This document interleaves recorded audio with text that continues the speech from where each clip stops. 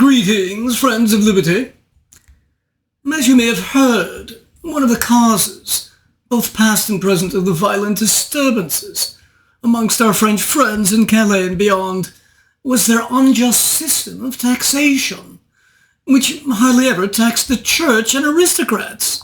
'Tis really not surprising, then, to find so many tete Français rolling into baskets, given that the French state only allowed the taxman to visit the hovels of the poor. As the Sun King's finance minister, Jean-Baptiste Colbert, famously said, the art of taxation consists in so plucking the goose as to obtain the largest possible amount of feathers with the smallest possible amount of hissing. It appears, however, that after so many centuries, the goose is tired of the plucking.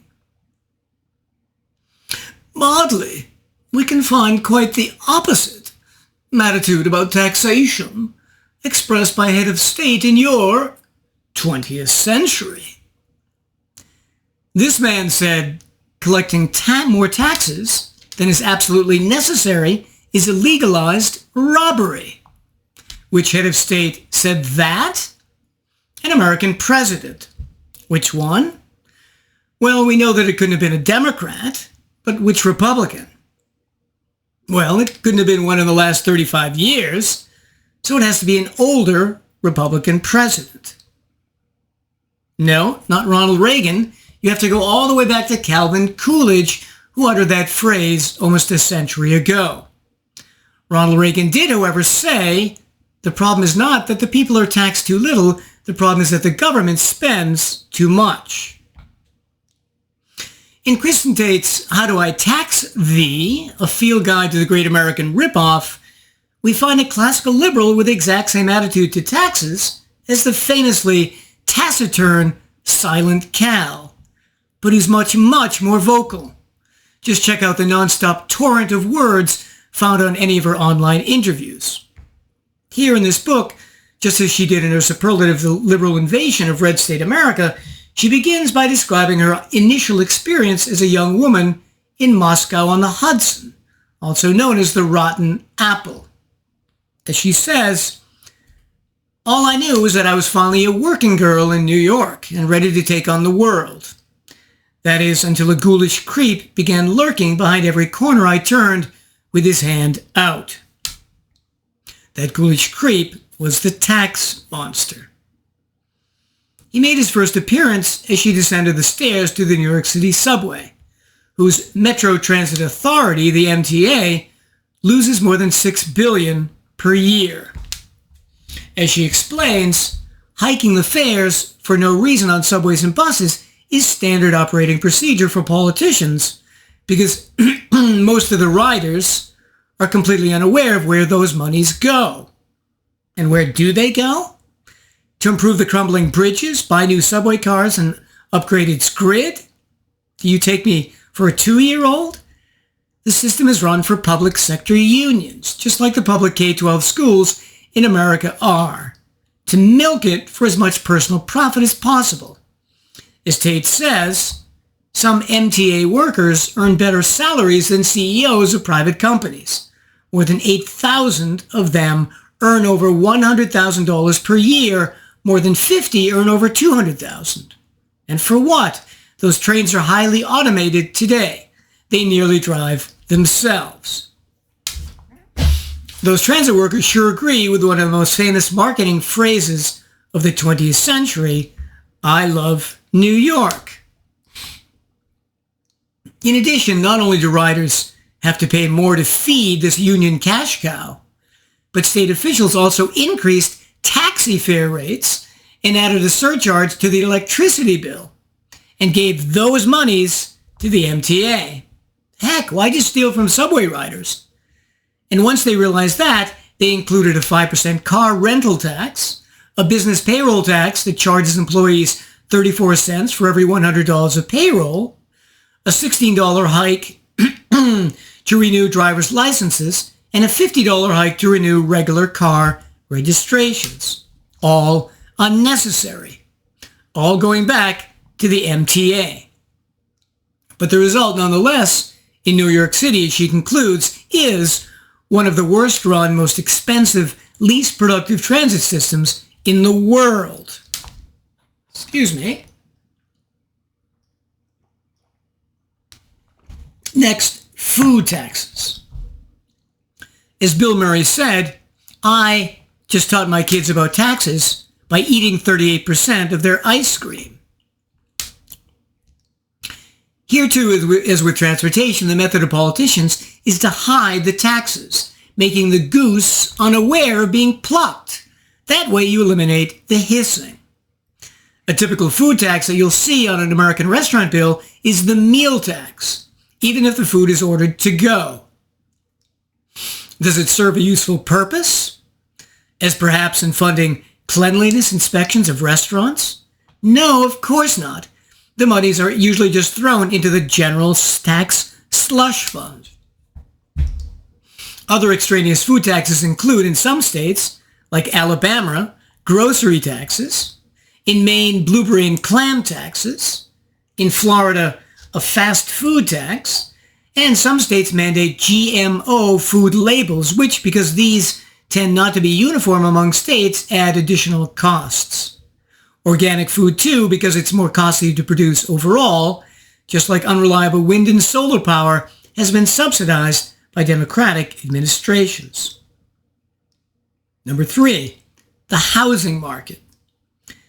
It's not a surprise that the government makes renting more expensive here, too, and Ms. Tate focuses not just on taxes, but on the numerous regulations that raise rental prices, such as, number 1, making it illegal for landlords to discover whether prospective tenants have a good rental history or not. So some states like New York outlaw so-called tenant blacklists. Others outlaw credit score checks or checks for a criminal record.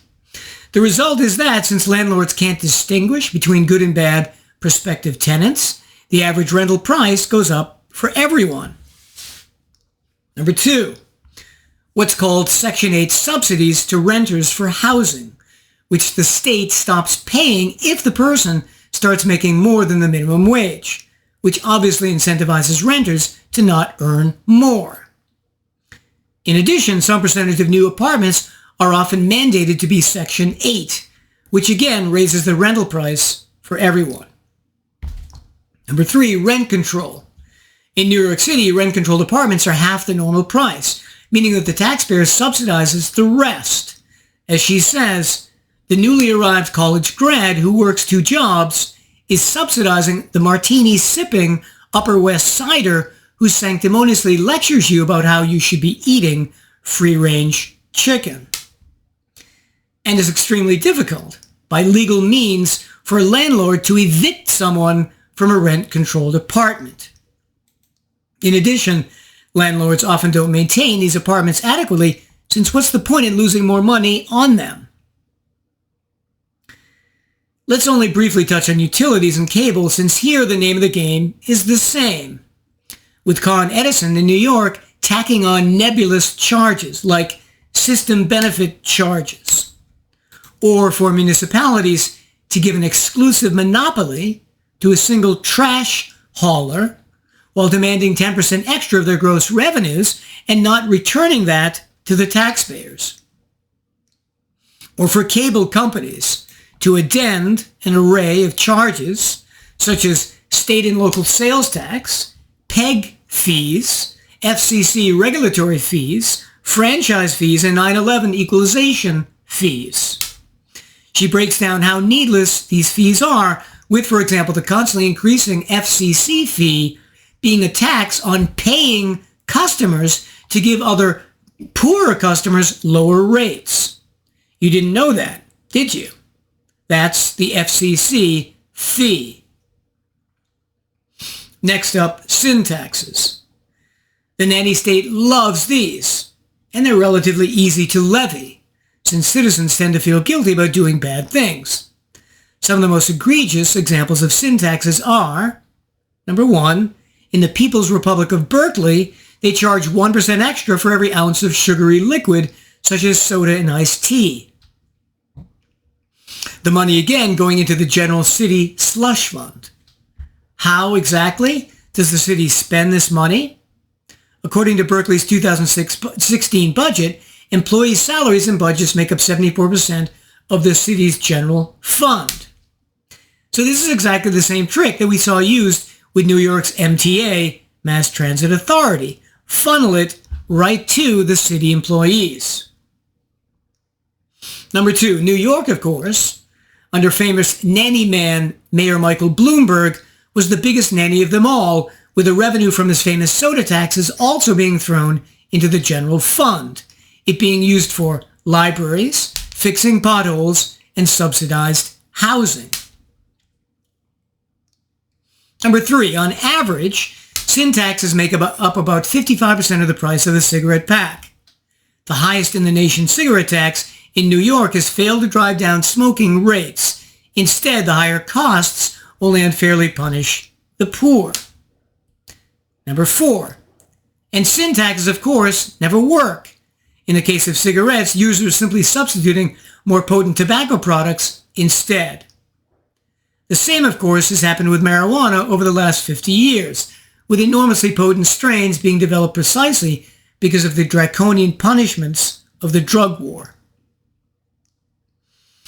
Let's only briefly touch on cell phones, where the irony is that as new technology has brought the costs down, increasing fees, surcharges, and taxes have brought service plan prices right back up again. The city of Chicago, for example, used tacked-on fees to finance their Olympic bid, which they lost, and the state of Utah used similar charges for rat control. Let's proceed, skipping also over her excellent coverage of how hostile states and municipalities treat ride and apartment sharing businesses, to her chapter on public education. Here you'll find one of the better and more concise explanations given for why the price of college in the U.S. keeps going up and up and up, much faster than the rate of inflation, while quality is simultaneously dropping. Why is that? Quality of instruction down while costs are up? As she explains in detail, number 1, the government funds 70% of all spending for colleges through taxes. Number 2, most students can qualify for as much government money as they think they need to cover the cost of their education, no matter how high the price tag. This enables colleges to raise tuition rates each year with impunity and without anyone even complaining, because no matter what they charge, students will always be able to finance it with government money. So, as is the case in the American healthcare system as well, third-party financing makes consumers much less price sensitive.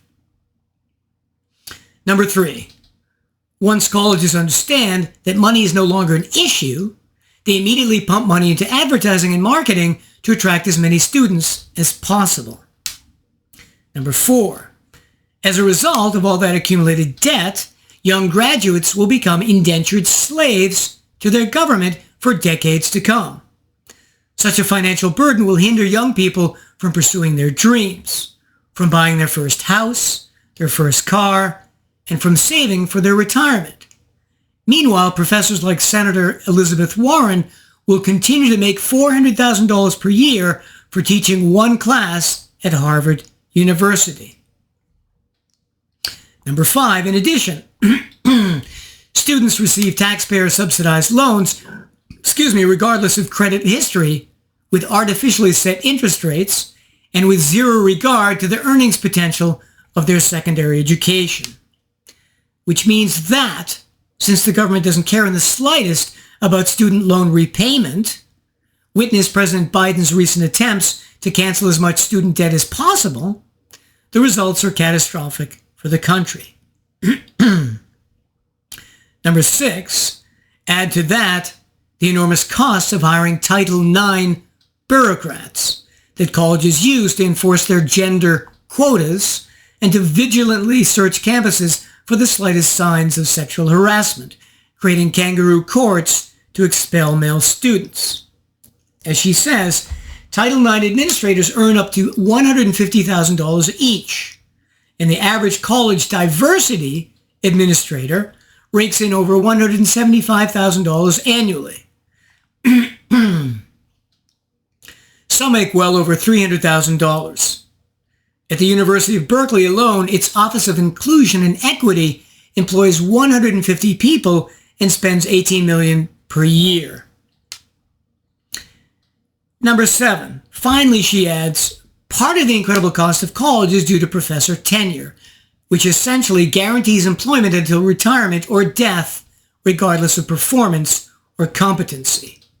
One estimate pegs the cost of a 35-year tenured professor's career at between $10 million and $12 million. That's how taxes for subsidized education make it increasingly unaffordable and of lower quality. So in conclusion, while she covers many other taxes in this book, such as those levied on cars, pets, medical and dental care, and vacations, I think I've shown the value of her approach. This book deserving a B+ for its great wealth of knowledge, accompanied by her constant jokes and wisecracks. While rejecting former Supreme Court Justice Oliver Wendell Holmes's statement that taxes are the price we pay for civilization, since often they're really the price for damaging civilization, I bid you well and remain the Scarlet Pimpernel.